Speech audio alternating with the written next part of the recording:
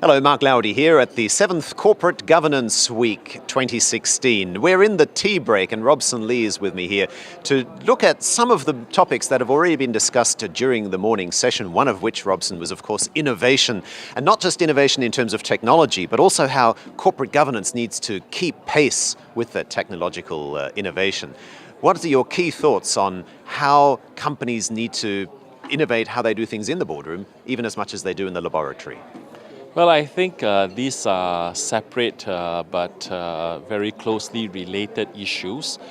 Innovation in the laboratory is part and parcel of their existence, the raison d'etre of their business model and the products that they hope to share with the market and hope to make profit out of it.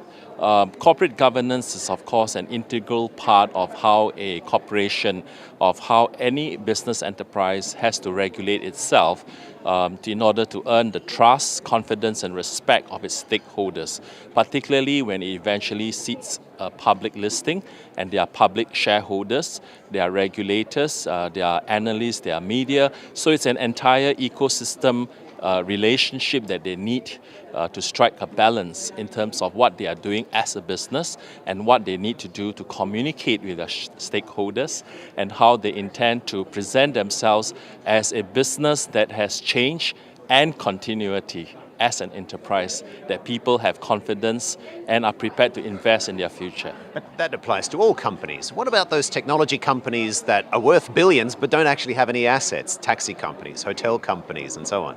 Well, I think the same applies. Whether you are asset heavy or you are technology driven, I think at the end of the day, corporate governance is part and parcel of every enterprise.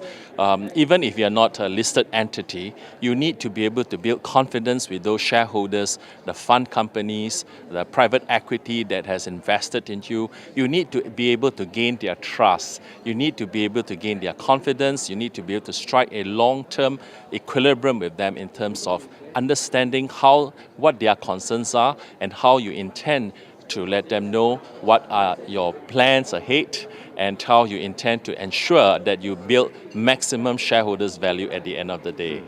Sitting here on this panel just a few minutes ago were a variety of experts who talked about communication, transparency, and how some of those international best practices need to be applied in Singapore. As somebody who advises companies, how close are we? Well, there is no one-size-fits-all. At the end of the day, we need to customize to every individual corporation in terms of their best practices and what sort of rules that they're prepared to subscribe to. Much as we would like companies to list in the Singapore Exchange, companies are also looking at what can we offer them in terms of value, in terms of market capitalization, in terms of long-term prospects of raising funds to fund their development. So it is a dynamic relationship of sorts. We need to ensure that we are attractive as a market, and companies also need to understand that at the end of the day, when you are grown so big, you have to strike a balance between having private control and be able to communicate and share the future of the company with all your stakeholders. All right. Robson, the mid-morning session is about to get underway. Thanks very much again for your time. We'll vacate the stage to allow the next round of speakers to appear. And of course, you can look for other videos to interviews at Corporate Governance Week just by clicking on the relevant links within this video. I'm Mark Lowdy. Watch the next interview now.